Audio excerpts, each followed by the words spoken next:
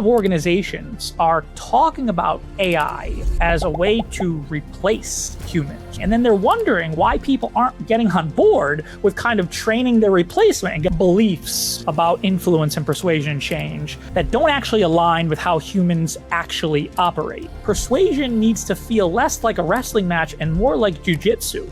What I'm finding is the organizations that are getting people to actually change their behavior, to actually embrace AI adoption, are the ones that are positioning AI as an extension of employees. Dealing with a lack of belongingness in your organization is a tax on your talent. It is holding your talent back. What is the most human skill that you're gonna refuse to let a machine replace?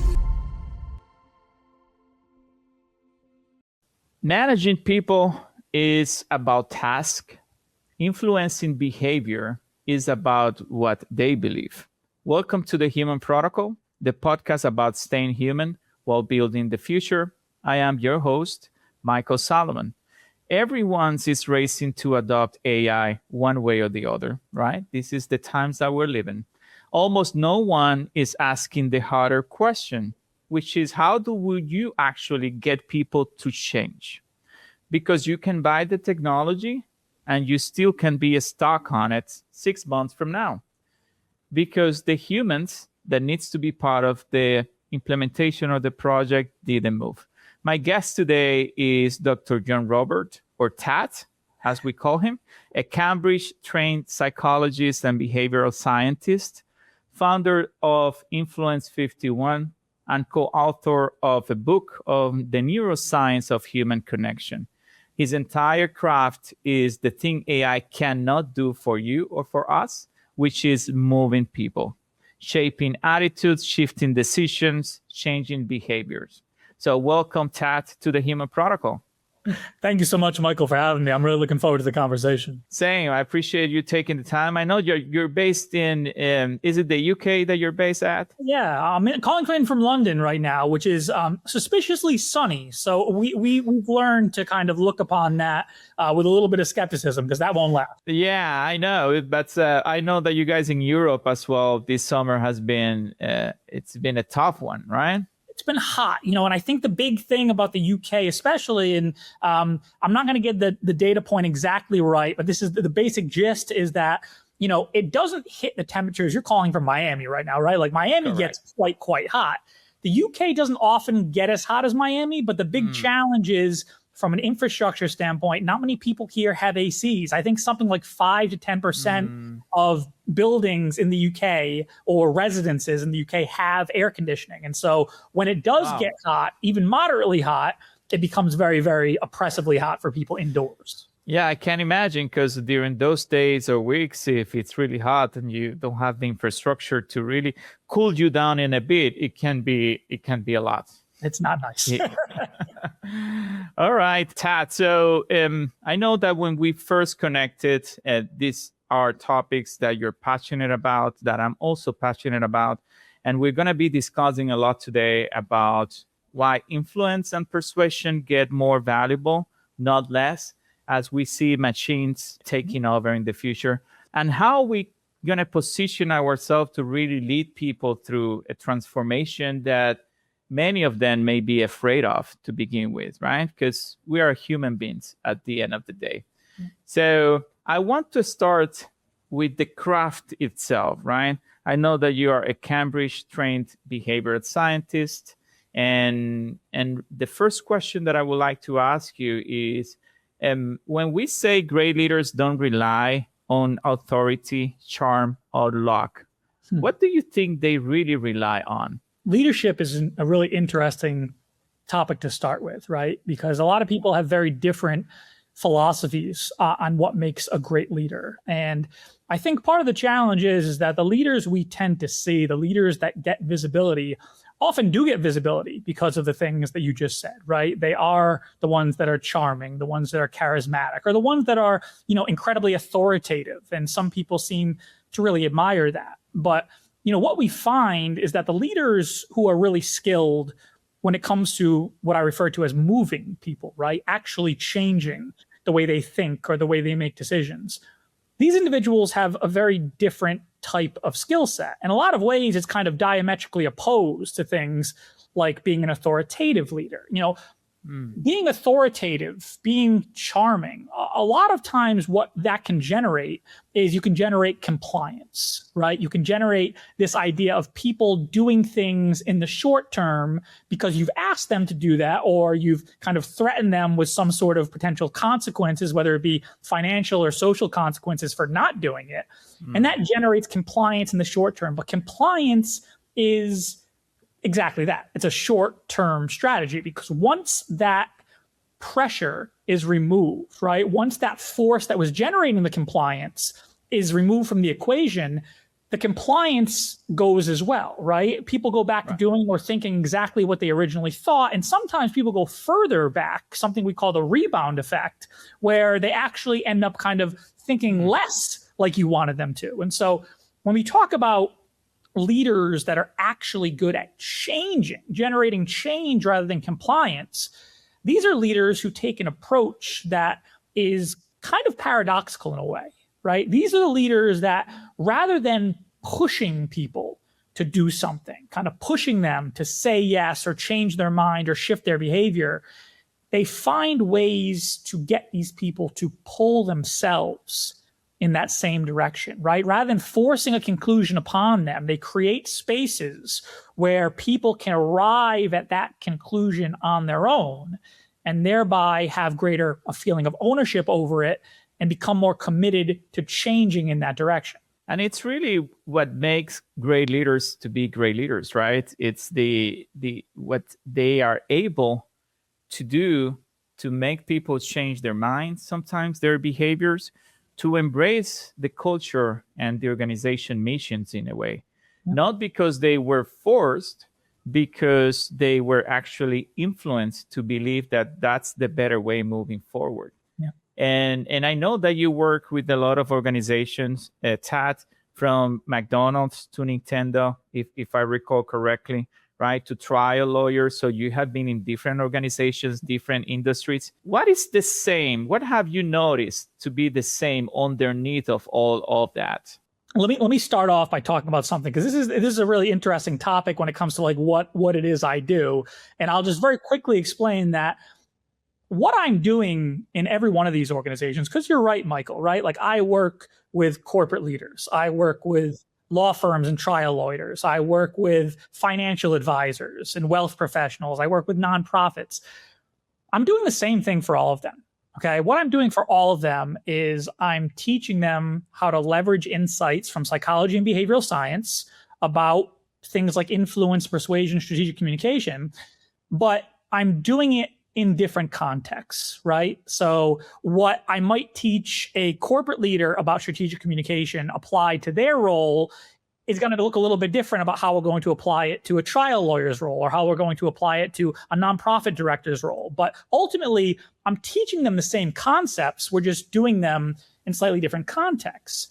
But if we were to take kind of an aggregate of what I've learned across all of these fields, the biggest challenges when it comes to influence, persuasion, strategic communication, change are misapprehensions about what actually causes these things. Okay. And so there are a lot of beliefs about influence and persuasion and change that don't actually align with how humans actually operate. And so what I ended up doing is I ended up creating what I call the 5 principles of influence. And these are really the 5 things that, if I could distill the most important things to know about how people think, how they make decisions, how they decide whether to change their behavior or not, these are the 5 things. And it starts off with principle 1, which I think is the biggest misinterpretation of all when it comes to human beings, which is that the human brain is not a computer. So many people operate under this impression that humans are these perfectly logical decision makers, right? That if I just give them information, then if the information is good enough, they will be forced to change their mind. And then what ends up happening is leaders in all these different industries give out great information. They find great evidence and great data. They put it before someone, and then they get incredibly frustrated when nothing changes. They don't understand because they're operating under the wrong model. And that's where these 5 principles of influence come into play, because this is a model that can be applied to every human being. Doesn't matter your role, doesn't matter the industry, where you have understood what really would take to really change people in a way. Yeah, that's exactly right. That's exactly right. And I think, I'll give you a quick example, right? Let's start with principle 1, because principle 1 is probably the one that all the others build off of. Mykel, when most people think of human beings and how we think, how we make decisions, right? They assume humans are perfectly rational decision makers. It's probably more appropriate to describe human beings as rationalizing creatures as opposed to rational creatures. And that's a really important distinction to make. If human beings were rational creatures, our brains would work kind of like scientists do. They would take every piece of information, they would analyze them objectively and impartially, and it would try to render the most accurate, truthful conclusion that it possibly could. In reality, our brains work much more like a trial lawyer does, where it has particular ideas, particular worldviews, particular opinions that it wants to defend, that it wants to justify. And it goes about selecting information in a manner that will allow them to create the best narrative to justify their point of view. And this is why when I say humans are rationalizing creatures, right, it doesn't mean that they are going about trying to come up with the right answer. They're trying to find ways to justify the answer they already have post hoc, if that makes sense. It does, and that's why you consider this to be kind of the door that it opens to better understand how you can help that human being, right? Absolutely. That's right. Because if you're operating on the wrong model, which is the whole point of these 5 principles, right? They all get to something that is either not very well known or misunderstood about human nature, right? And once you understand that thing better, once you have a better appreciation of how these different mechanisms work, then you can start building strategies and initiatives that don't run counter to human nature, but actually work with human nature. And that's really important. Where all this started for you, where this obsession of really try to understand what is it that moves people, right?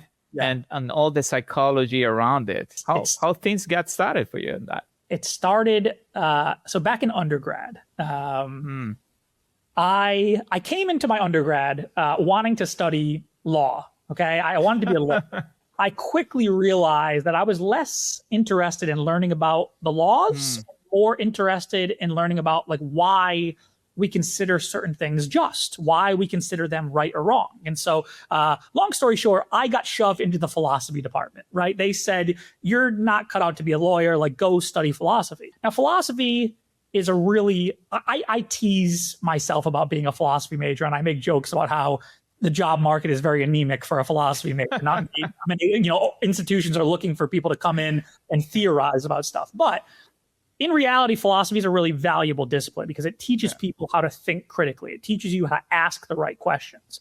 So I credit philosophy with kind of starting my interest in human nature, because a lot of what philosophers are trying to do, especially the ancient philosophers, is they're trying to kind of figure out like what makes us tick, what makes humans fundamentally humans. And so all of that kind of theorizing was very intellectually stimulating for me.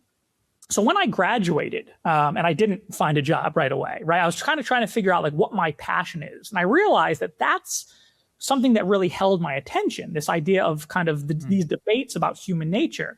And so I wanted to find a way to add a little bit of an empirical layer to that, right? Like beyond just theory, like what do we know about what makes people tick, what moves people? And so that's kind of where I started getting interested in psychology. I was fortunate that like I didn't study psychology as an undergrad. I just started reading. I started reading psychology books, and I was very fortunate. The first book I ever picked up is still to this day my favorite book. It's called The Social Animal by Elliot Aronson. There's one, The Social Animal by David Brooks, which I'm sure is very good. I haven't read it, but the one by Elliot Aronson is an absolute masterpiece. It is called by some like the Bible of social psychology, the beginner's Bible of social psychology.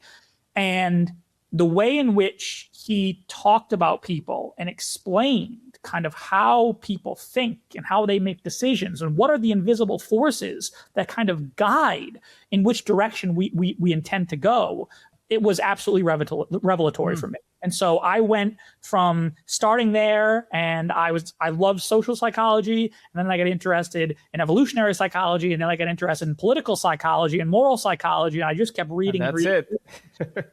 And here we are today. And I think part of the reason is I work across so many different industries is because I was so interested in so many different forms and factions of psychology that I just see applicability in a bunch of different places. Yeah, absolutely. And that's why this conversation, I was very excited to have this conversation with you today. As you know, the show is called The Human Protocol, right? I'm a technologist myself, been in technology my whole time. But we're still human beings, right? Mm-hmm. And I'm still trying to find what is this path forward for us humans to build that society that we're still going to be able to, be the best humans that we can be. And, in my field, everyone is studying the technology, everyone is discussing the technology, but no one is making an effort to really understand what is it that, how we can study better our behaviors, right? The human beings that are actually running things today. And it's the technology is important, but more important is really to understand those human beings that you need to work with, that you need to influence, that you need to lead.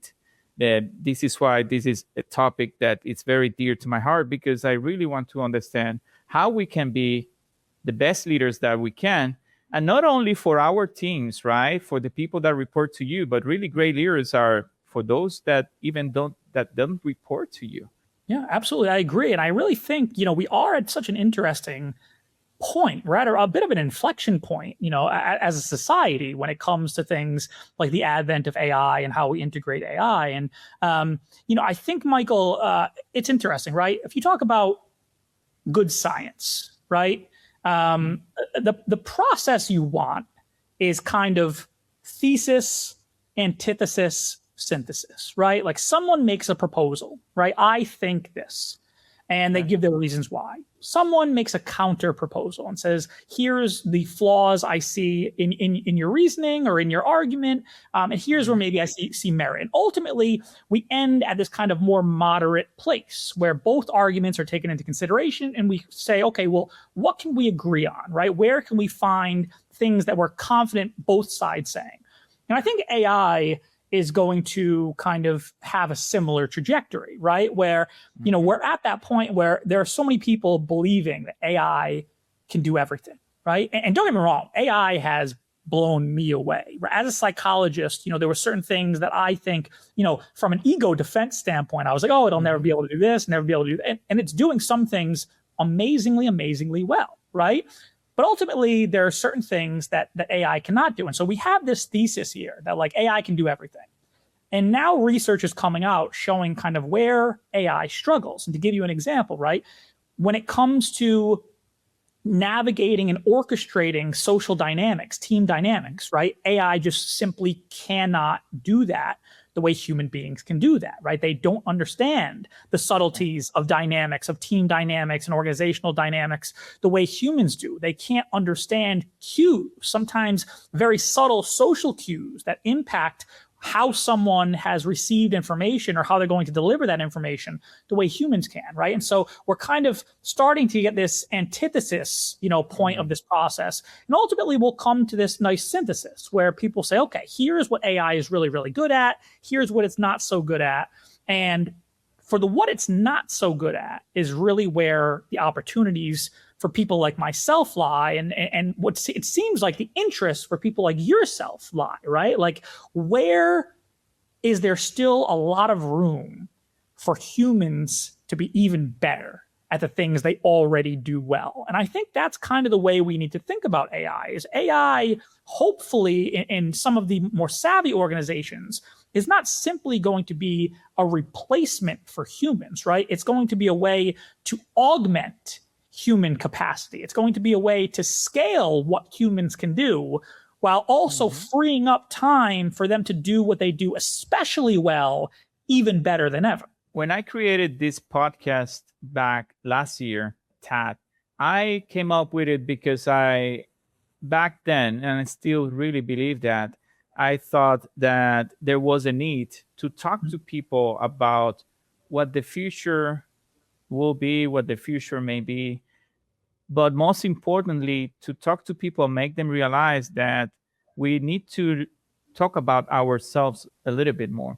We need to understand ourselves a little bit more if we really want to have a future where human beings are part of it, right?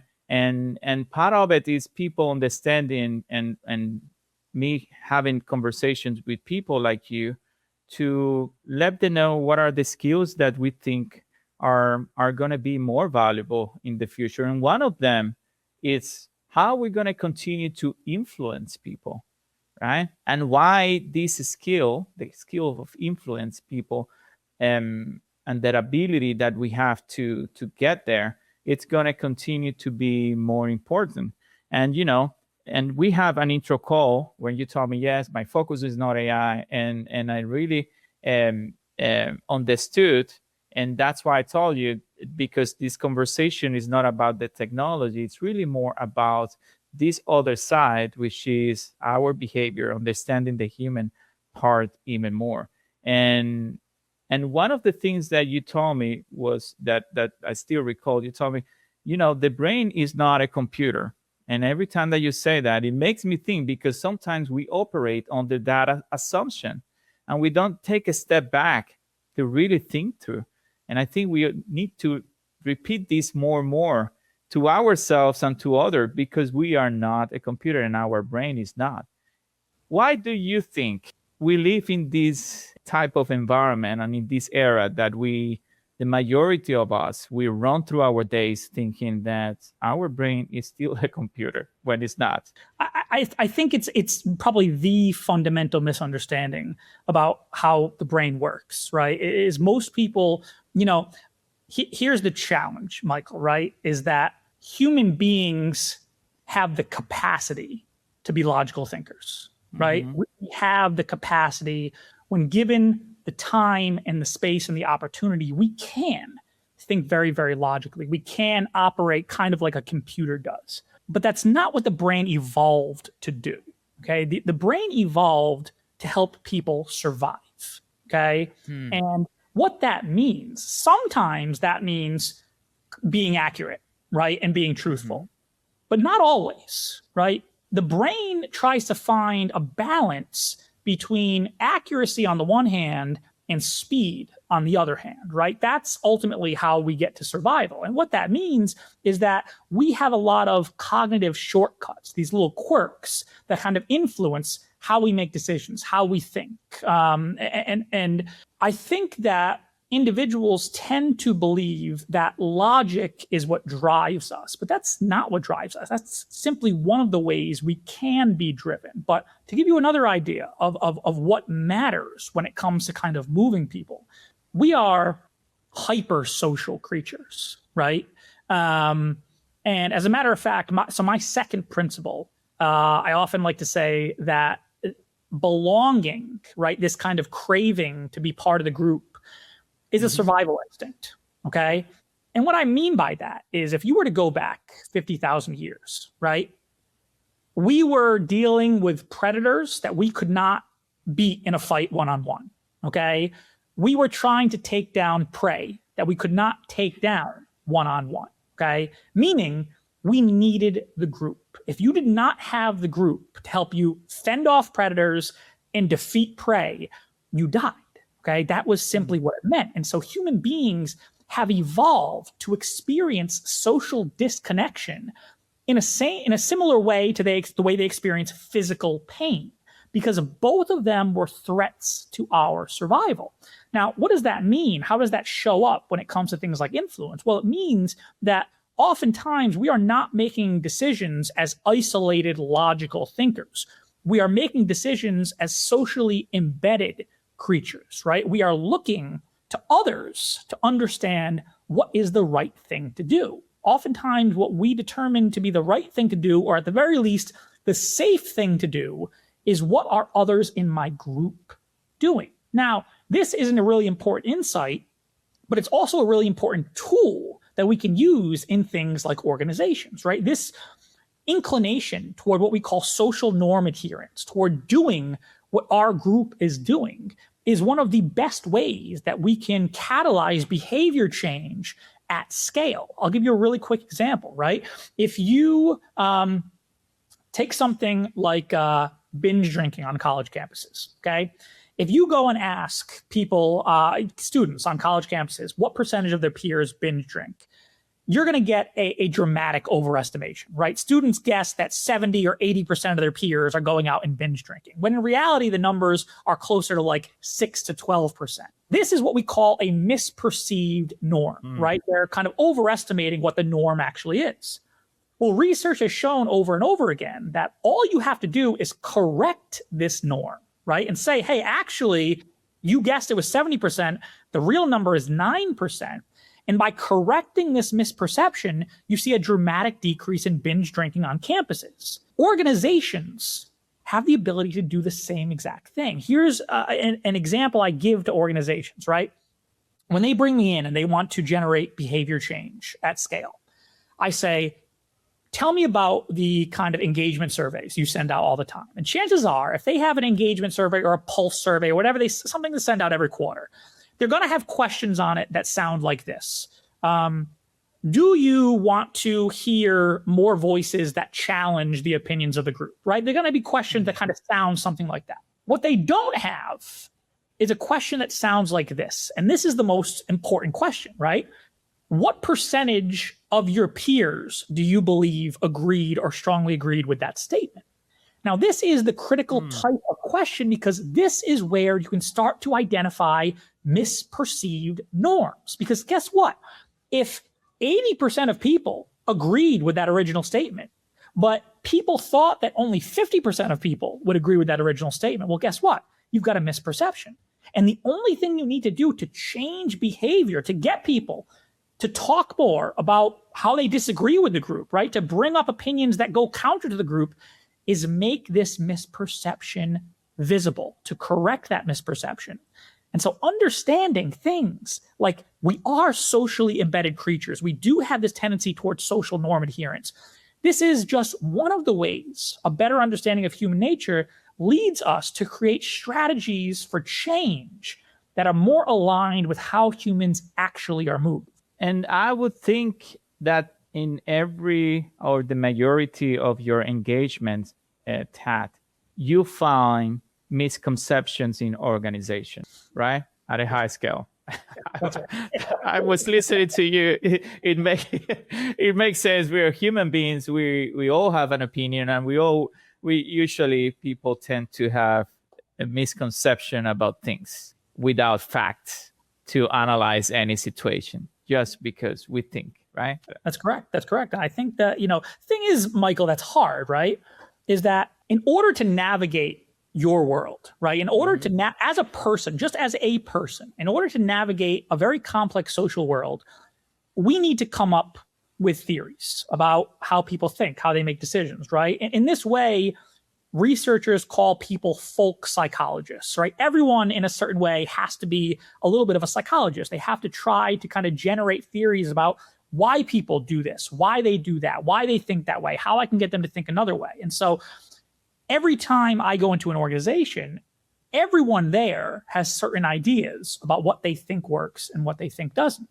Now, some of those are borne out in the data more than others.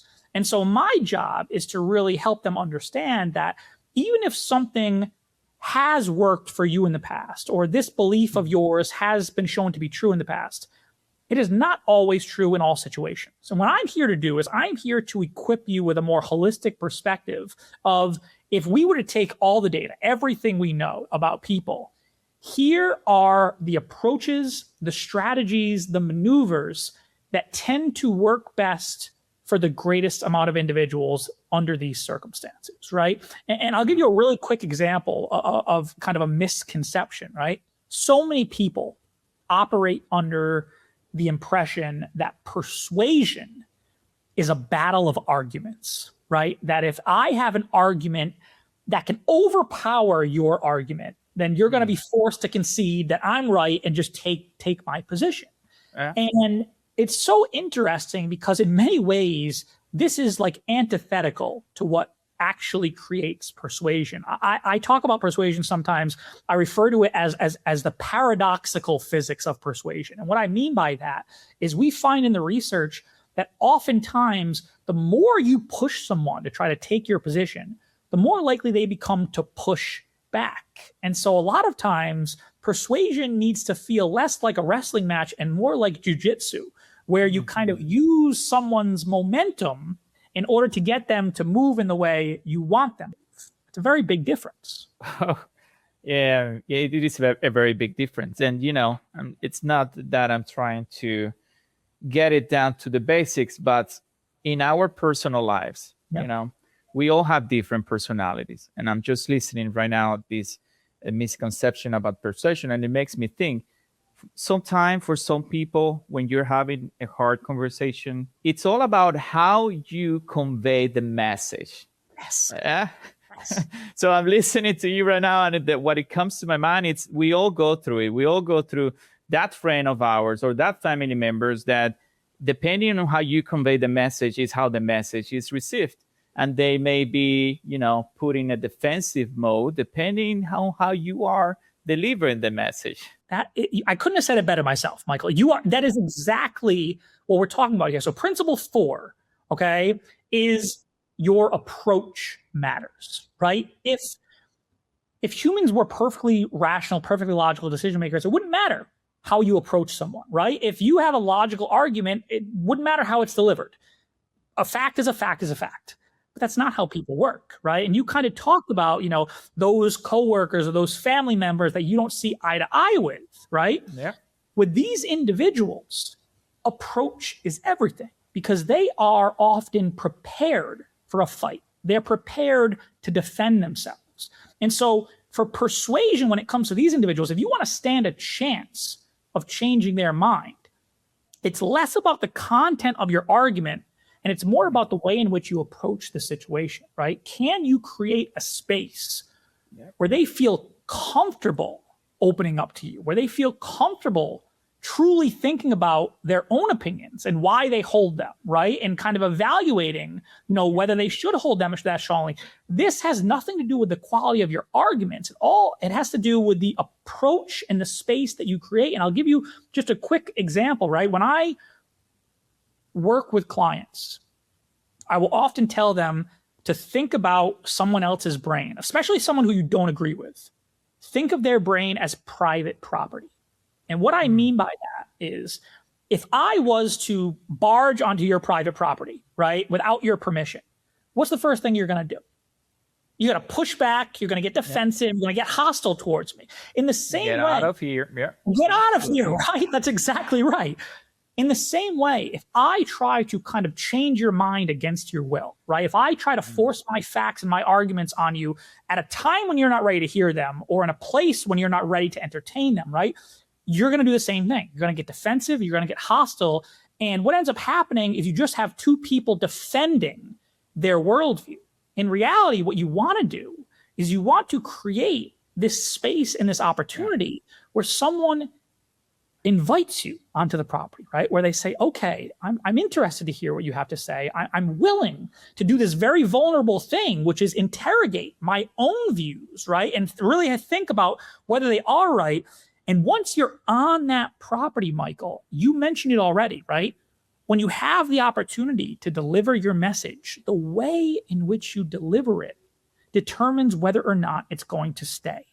Right? If you trigger their defensiveness, if at any point, it's kind of like diffusing a bomb, right? If at any point they put that wall back up, you're back to square A, right? You need to figure out, how do I present this message? How do I frame this message in a way that they can be receptive to it, right? That they can consider it, that we can kind of plant it in a way that gives them an opportunity to maybe let it grow, maybe think about it.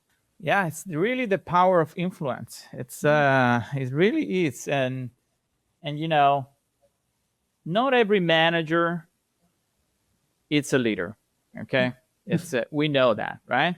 It takes more to really, consider yourself a leader.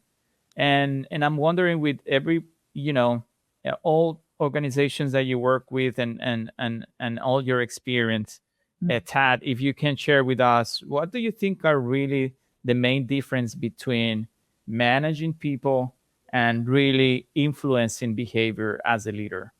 Yeah, that's a great question.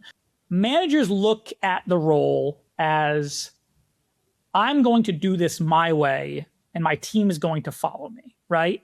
And I'll give you a quick example, right? Like, a lot of managers will kind of take these tests to figure out, like, what type of leader am I? Am I a reflective leader? Am I an authoritative leader? They have all these different sort of personality dimensions of a leader, and they find out, like, who I am. Managers kind of take that, right? They say, I am this type of tool, and I'm going to approach every problem using this type of tool.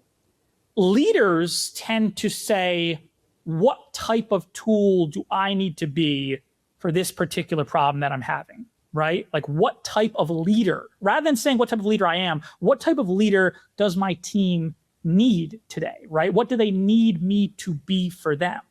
And I think that's a very subtle thing, but I think there's also an element, which I think is probably the most underappreciated element of this.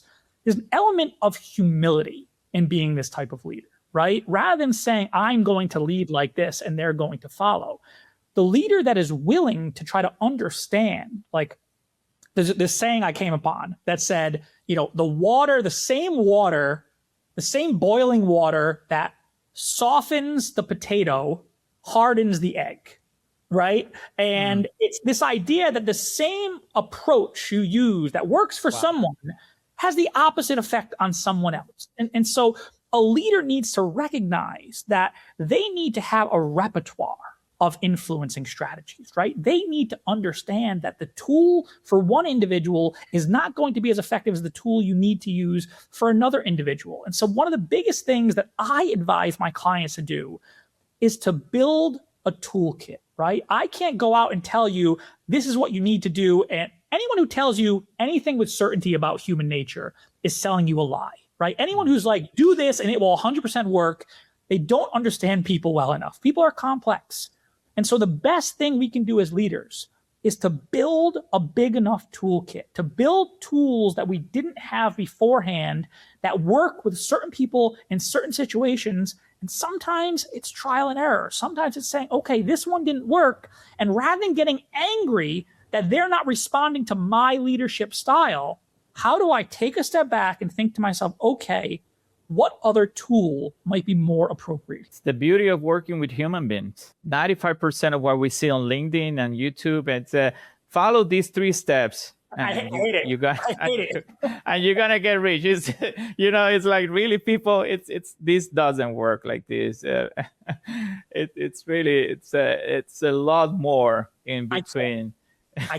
I really like. I have such I don't want this to derail the conversation, Mike, because I'm having a great conversation. I have such like a visceral distaste and aversion to like the gurus and stuff you see on LinkedIn who tell you exactly, here are all the micro hacks and micro tips that you can be the most persuasive. It doesn't work like that, right? And some things, like people, it's worth spending a little more time to actually learn as opposed to just looking for shortcuts and hacks, Yeah, it really doesn't work like that. And, it amplifies the things that we don't like a lot about human beings. This is part of it, right? And especially, in times of organizations, trying to implement AI, for example, right now, they're all hitting the same wall, right? And this is not something that you can deploy it and then the next day, it's up and running. Life is good. This is a technology initiative that means people needs to implement it, right? And I have a question around, based on this, Tad, why do you think these initiatives really stall when maybe the strategy is good and the plan is clear, but people are not adopting it or they're not following, for example, which is the most important part of this. Yeah, I'll give you one particular perspective on this. So let me take you back to some interesting research on so principle 5, okay, is all about how you structure and present information makes a big difference. Okay. Really quick example of what that looks like is if you're in the mood for some frozen yogurt, right? And you go to the first aisle, you see a frozen yogurt, it says 80% fat free. You think, okay, that sounds pretty good, but let me see my options. So you go a little further down the aisle, you see second option, it says frozen yogurt contains 20% fat.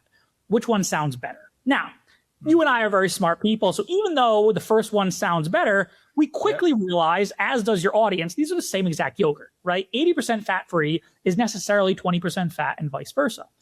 But in spite of these being statistically identical, we can't help feeling initially like we like one of them better than the other one, okay? And this is what we call framing effects, right? Framing effects are taking the same message and slightly altering or slightly emphasizing different facets of it and eliciting very different responses in people. There was this really amazing study that was done back in 2011 where they gave people vignettes about crime, okay? And they used different metaphors to describe crime. Half the group read that crime is a virus infecting our city. The other half read that crime is a beast attacking our city. But the rest was exactly the same. But they asked people, what should we do about crime? Well, naturally, if you receive the beast metaphor, you ask yourself, well, what would I do about a beast? I want to cage it, I want to capture it, I want to punish it. Whereas if you receive the virus metaphor, you kind of intuitively ask yourself, well, what would I want to do about a virus? I want to inoculate people, I want to protect people from being infected. What they found is that when they asked people what we would do about crime, their recommendations varied based upon the metaphor they were given. Those that were given the beast metaphor became more likely to recommend enforcement strategies. We need harsher penalties for criminals. We need more cops on the streets. Those who received the virus metaphor ended up recommending more reform strategies, social reform strategies. How do we create communities where we can protect people from whatever is causing crime to spread? The point is this, Mykel, is that even the way in which we talk about the same exact thing can change the way people approach that. And AI is no different. A lot of organizations are talking about AI as a way to replace humans, right? As a way to kind of replace them and take over what they're doing. And then they're wondering why people aren't getting on board with kind of training their replacement and getting their replacement in place. And sometimes it's not even the organization talking about that, but what we see in the news in a way. Absolutely, right? Like there are these narratives about replacing it, and that is a legitimate fear. But what I'm finding is the organizations that are getting people to actually change their behavior, to actually embrace AI adoption, are the ones that are positioning AI as an extension of employees, right? That we are not trying to replace you. We want to give you superpowers, right? We want you to be able to do the work that you've done faster, to get through the busy work without it taking up more of your time, and be able to kind of spend your time doing what you do well, critically thinking, managing social interactions and social engagements, right? Ensuring the dynamics of the teams are healthy and effective. All you have to do, it's this, they're trying to do the same thing, but they're talking about how we're doing it and why we're doing it in slightly different ways. And by doing so, they're getting people to have a different relationship towards that technology. And ultimately, it's the ones that see this as a boon to their experience, as something that's going to enhance their experience and their effectiveness, that are going to be more willing to shift their behavior in that direction than those who are being talked about as a replacement, who are naturally going to resist that. Yeah, I really believe that we should amplify more the narrative around AI is coming as a way to augment ourselves. Because I think where you focus your energy, it's really what you're going to get for your life, right? So if you want to focus on the positive, you're probably going to find positive things. If you focus on the negative, you're probably just going to, that's where your life is going to go through. Now, I also want to be rational because we are human beings. It's when you hear in the news about layoffs, of course, we're human beings. If your organization is about to implement AI, you may resist because you may think that you're going to be laid off in the future, right? Because that's where the conversation sometimes it's coming. But what I want to get to it with you is what is really happening inside of us when we focus and we are worried about that what may happen with our jobs because of this transformation. Yeah, I mean, I think, listen, these fears are not unfounded, right? Like it's hard to look at what's happening across the world. It's hard to look at people getting laid off by the thousands and think that your fears are unfounded or unjustified. They're not. I do think that the big challenge right now is that well-meaning organizations who want to thoughtfully integrate AI, who do want to use it as a way to amplify rather than replace, are going to have to contend with organizations that want to just use that as a smokescreen, right? That want to kind of make sure that we get everything set up before we start kicking people out. And so I think part of the challenge, Mykel, that you're getting at, right, is that human beings are what we call loss-averse creatures. To give you a quick example, right? Imagine you're sitting on a park bench and I offer you an opportunity for a gamble. I say, in my hand, there's a coin. It's a fair coin, but if you don't trust me, we can use one of your coins instead, right? In a moment, I'm going to flip that coin. If it comes up heads, I'm going to give you $10,000 in cash. But if it comes up tails, you have to give me $10,000 in cash. Do you accept the gamble? Now, what's really interesting about this is if you're like most people, the answer is probably no, right? It's thanks, but no thanks, okay? And as a matter of fact, between 80 to 90% of people will say no to a gamble like that. Now, that should give you pause because, again, if we were getting back to being if we were perfectly logical decision makers, exactly half of us should say yes and half of us should say no because it's a 50-50 chance. But we don't because of this cognitive bias called loss aversion, right? Loss aversion is this idea that losses loom larger than gains, right? Although the idea of winning $10,000 feels good, it doesn't feel as good as the idea of potentially losing $10,000 feels bad, right? Losses are more psychologically potent than equivalent gains.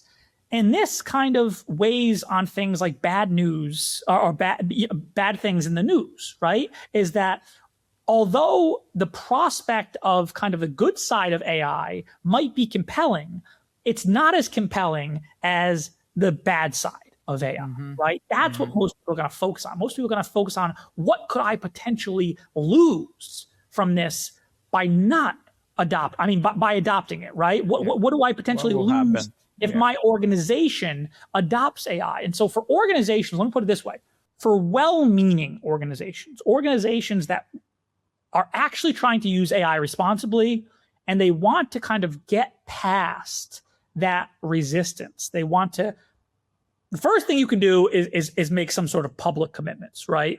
Put your money where your mouth is, right? Make a commitment, have it sent down from the board that we're not making any layoffs in the next year, right? Like create a space where there is some sort of security and psychological safety, right? That's the first thing. But from someone like me, right, being brought in to help with this, what I advise these kind of well-meaning organizations to do is you need to reframe, this loss, right? Instead of them feeling like a loss for bringing it in, you need to ask them, what are you losing by not adopting AI, right? What are you losing relative to your peer who's going to adopt it and be able to do things faster than you, that's going to be able to gather data more quickly than you, come to decisions in a more effective or efficient framework than you can, right?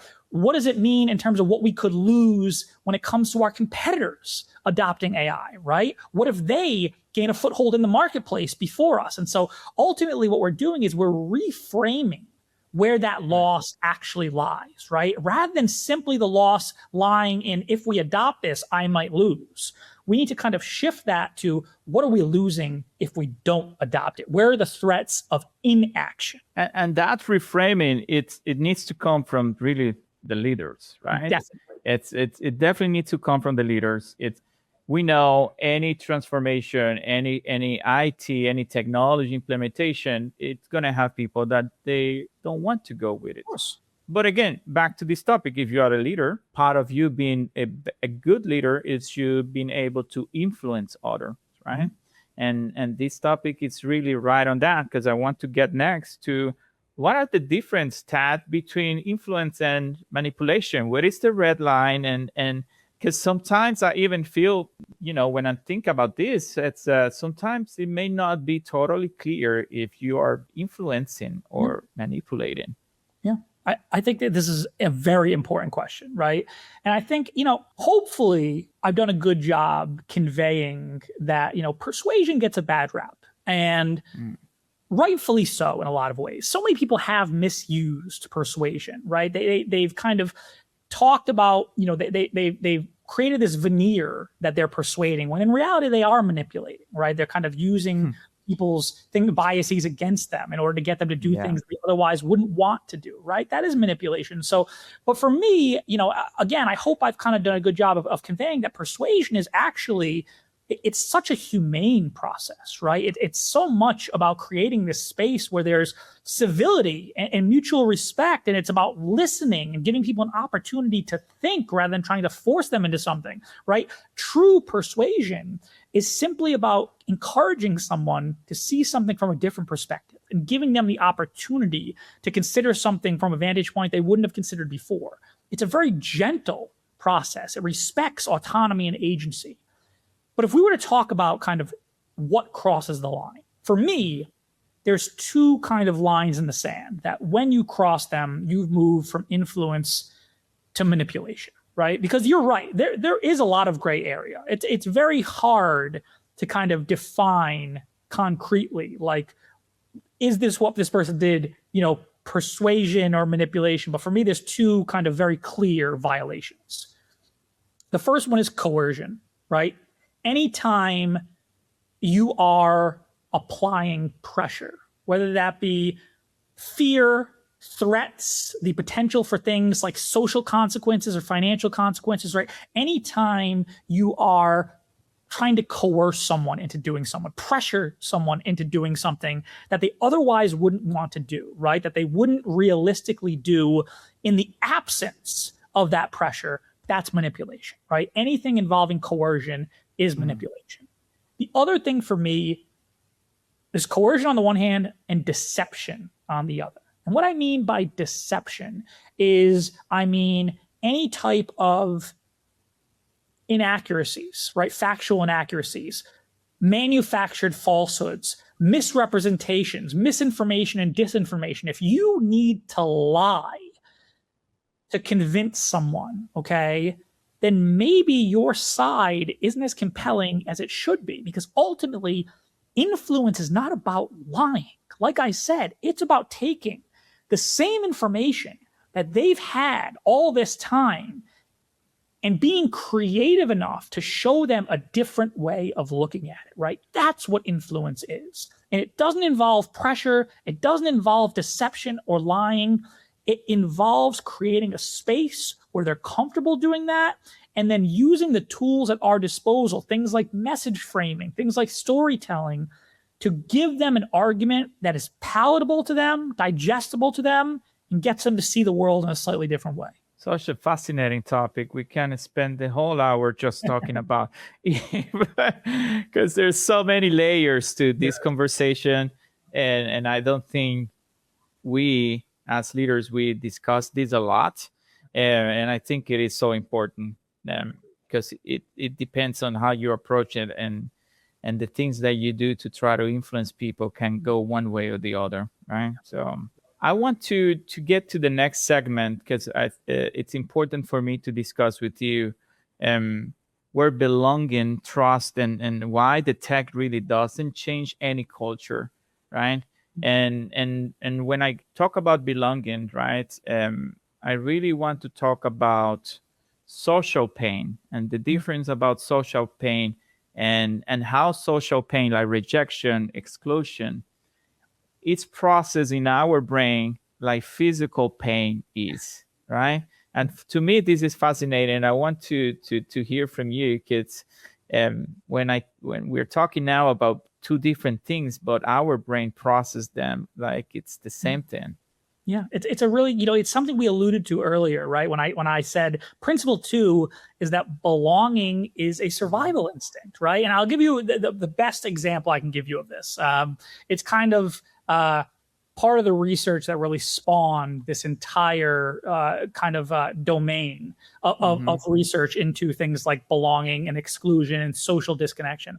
If we were to go back into like the late 90s, early 2000s, there was a man named Kip who was kind of sitting in his courtyard of his college campus, and a Frisbee lands next to him, right? So he grabs the Frisbee, picks it up, turns around, and sees another young man calling for it from across the quad.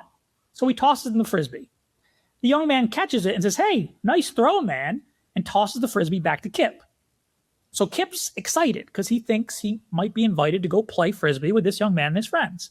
So smile on his face, Kip grabs it and then tosses it back. And much to his dismay, the young man catches it and without saying a word, turns around and walks back to his group, leaving Kip standing there feeling kind of foolish, right? So he sits down and he's bothered. He's bothered for two reasons. Number one, he's bothered by the fact that this bothers him at all. Why should he care what a complete stranger did or didn't do to him, right? Why does it matter to him? But he's also bothered by the fact that he did have this visceral reaction, right? Like, why did he have this visceral reaction to social rejection, if that's what it was? A very mild form of it, but that's what it was. Kip, fortunately, was a PhD student at the time, studying neuroscience. He decided to run an experiment, okay? He called it cyberball. So basically what it was is if you were a participant in Kip's lab, here's how it would work. You would be welcomed into Kip's lab. He would bring you into a back room where he would hook you into an fMRI machine, right? Just a fancy machine that monitors your brain as you go through a series of tasks. Then he would put a screen in front of you. And on that screen, there were 3 avatars. There was an avatar at the bottom in the middle. That was you. You controlled that avatar. And there was 2 other avatars, which he explained are being controlled by 2 other players in the next rooms. In a moment, it's going to be really simple. A red ball is going to appear on the screen, and you're going to play a game of catch, right? You 3 are going to play a game of catch. Okay, simple enough. So Kip leaves the room, the game starts, the red ball pops onto the screen, and you start passing it around, right? And for the first 30 seconds or so, you're having a good enough time, as good a time as you can have with a silly ball tossing game like this. But after 30 seconds, something weird happens. Because unbeknownst to you, the actual participant, the other 2 players aren't players at all. They're computer programs. And they're designed to stop sharing the ball with the participant after 30 seconds. So for the final 30 seconds of this game, you're left sitting there watching what you think are 2 other players pass the ball back and forth and not pass the ball to you, right? Completely ostracize you from this game of Kip, completely exclude you. And what Kip and his team wanted to do is they wanted to see what happens at the level of the brain when we are socially excluded. And what they stumbled upon was one of the most fascinating findings in like decades of neuroscience, because what they found is that the areas of the brain that are activated when we experience social rejection overlap almost perfectly with the areas of the brain that are activated when we experience physical pain, right? At the level of the brain, social rejection and physical pain are nearly identical experiences. And again, this gets back to how we evolved. We talked about how without the group, we couldn't survive. And so we've evolved to experience social disconnection, someone rejecting us, as a very, very visceral fear, because in our ancestral past, it was a threat to our survival, right? Now that persists to this day. And it's why when I go into organizations and they want to learn about something like inclusion and belonging, these are not the soft things that people think they are, right? These are not the kind of nice to have things in organizations. Someone who feels like they are socially disconnected, like they're not part of the team, right? Like they're trying to fit in rather than actually being accepted. This impacts performance. It impacts the health of the individual, both physically and mentally. derails their critical thinking skills. They don't solve problems as well. It makes them less motivated to take on challenges. They become more apathetic when they're faced with things like tough problems. This has a myriad of consequences that are relevant to organizations, right? So it's not just a nice thing to do. I like to frame it as dealing with a lack of belongingness in your organization is a tax on your talent. That's how you should think of it. It is holding your talent back. It is affecting your bottom line. It's like an athlete, right? You can have the best physical performance, right? But still inside, if you are in pain because of social related issues that you're going through, your personal lives or whatever, you're still not going to have the best performance ever. I love that. I love that comparison. I mean, that's fantastic. It just makes me think this is all part of what we need to discuss more and more, because sometimes we approach performance at just looking at numbers. To get to good performance, you need to understand the human beings going through it. Yeah, absolutely. You do. And the thing is, too, is like, even if you look at something, so many companies want to innovate. They say, I want to innovate. I want to innovate. I want to innovate. And then they look at something like belonging as like a nice to have, like a bolt on. Well, guess what? What inspires innovation? What makes people courageous enough to propose out of the box ideas is psychological safety. And if you do not have psychological safety, right, people don't feel like they can stick their neck out because they're worried about getting it chopped off, right? They're not going to propose any type of innovative ideas. And you can't have psychological safety without feeling like you actually belong, like you are accepted. And so in this way, you have to look at something like belongingness as not a bolt-on, right? This is a foundation of building a culture where innovation is actually a realistic possibility. Otherwise, it's just not. Yeah, it's really not a nice to have. And it's kind of the basis of a successful organization and culture. People needs to belong. And that's how we human beings, we react. If we feel that we are accepted, the best of us come into play. If we don't feel part of it, we're just going to be not our best for sure. 100%. Tad, one last question for you, because I know that we are already there.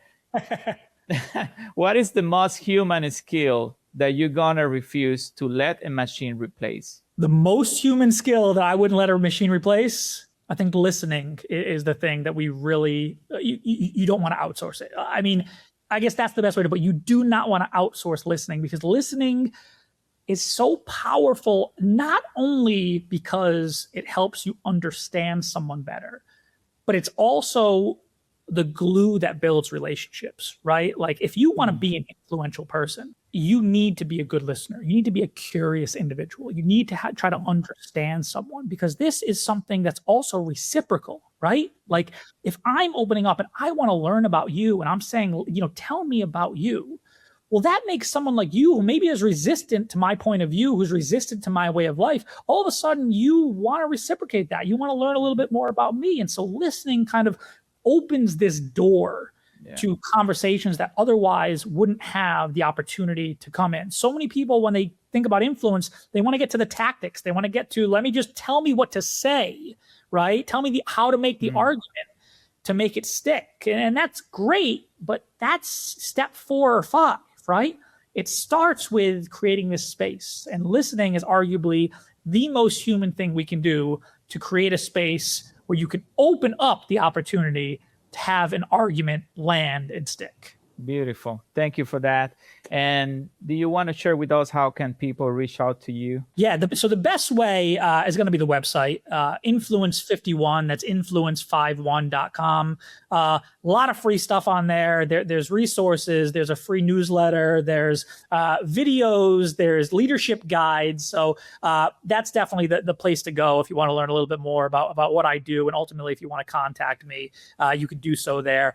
If you, for whatever reason, you love LinkedIn, you can find me on LinkedIn if you can figure out how to spell my name. I am not great on being super active on LinkedIn. I'm trying to be better, but I always respond to direct messages. So just don't send him 3 steps on how to become a millionaire, that type of thing. If anyone sends me micro hacks on how to influence anyone, we're probably not going to get along well. But oh boy, micro hacks. say hello. Always happy to answer any questions anyone has. Awesome, Tad. Thank you very much. And I'll make sure that I amplify your contact information when the episode is out. Thank you very much for taking the time. This has been a very interesting conversation. I feel like we can go hours and hours talking about a lot of things, but I appreciate you taking the time to be with us today, okay? It was absolutely my pleasure, Mykel. Thank you so much for facilitating such a great conversation. Appreciate you having me. Awesome. And if this made you rethink how you lead people through change, share it with the leader to bring their team into the AI era without losing trust in them. Follow the Human Protocol, and we talk to you guys next week. Thank you all.